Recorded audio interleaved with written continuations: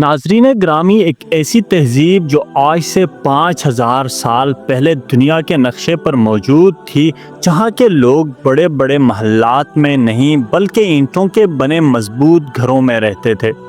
گلیاں سیدھی اور کشادہ تھیں، نکاسی آب کا ایسا نظام تھا کہ گندا پانی کبھی جمع نہیں ہوتا تھا، اناج کے بڑے بڑے گودام تھے، بازاروں میں رونق تھی اور لوگ اپنے وقت کے سب سے جدید طرز زندگی گزار رہے تھے۔ لیکن پھر اچانک سب کچھ ختم ہو گیا۔ وہ لوگ کہاں گئے؟ ان کی زبان کیوں آج تک کوئی نہیں پڑھ سکا؟ اور سب سے بڑھ کر یہ کہ دنیا کی یہ عظیم تہذیب ایک لمحے میں غائب کیوں ہو گئی؟ یہ ہے وادی سندھ کی تہذیب، یعنی موہنجوداڑو اور ہڑپا کی پراسرار داستاں۔ میری ڈائری کے معزز دوستوں، میں ہوں محمد سلیمان اور اب تمام دیکھنے اور سننے والوں کو السلام علیکم۔ ناظرین گرامی، دریائے سندھ کے کنارے تقریباً 3000 سال قبل مسیح میں یہ تہذیب عروج پر تھی۔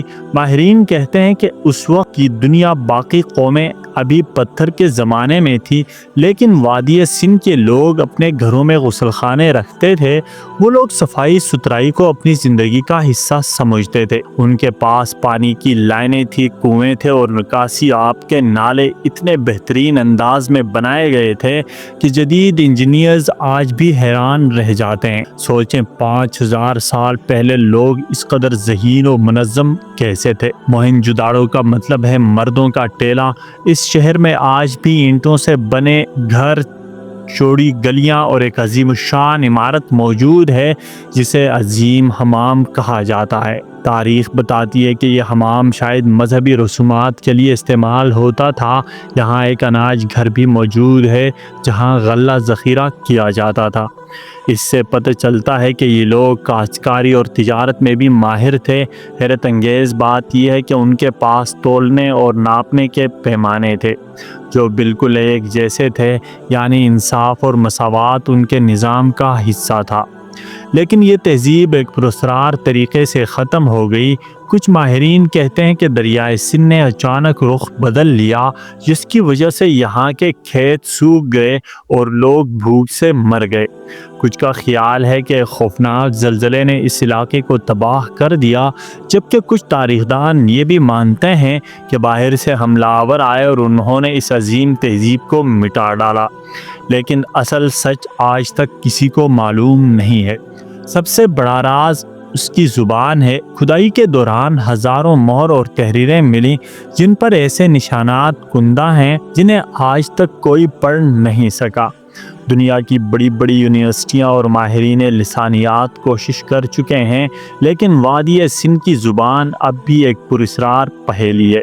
اگر کبھی یہ زبان پڑھ لی گئی تو شاید ہمیں پتہ چل سکے کہ اصل میں ان لوگوں کے ساتھ کیا ہوا تھا۔ کچھ محققین کہتے ہیں کہ یہاں وبائی امراض پھیل گئے تھے۔ لاشیں گلیوں سے ملی ہیں جو یہ ظاہر کرتی ہیں کہ لوگ اچانک مرے۔ اگر واقعی ایسا تھا تو سوال یہ ہے کہ وہ مرض کیا تھا؟ کیا وہ کسی اور قوم نے پھیلایا یا یہ قدرتی آفت تھی؟ دوستو، یہاں کے لوگ زیورات پہنتے تھے، مٹی کے کھلونے بناتے تھے، یہاں تک کہ ان کے پاس موسیقی کے ساز بھی تھے۔ یہ بتاتا ہے کہ وہ نہ صرف محنتی اور ذہین تھے بلکہ فن اور جمالیات سے بھی محبت کرتے تھے۔ حیران کن طور پر ان کی تہذیب میں اسلحے کے زیادہ آثار نہیں ملتے، جس کا مطلب ہے کہ وہ پرامن لوگ تھے۔ لیکن پھر ایک پرامن تہذیب یکدم کیسے مٹ گئی؟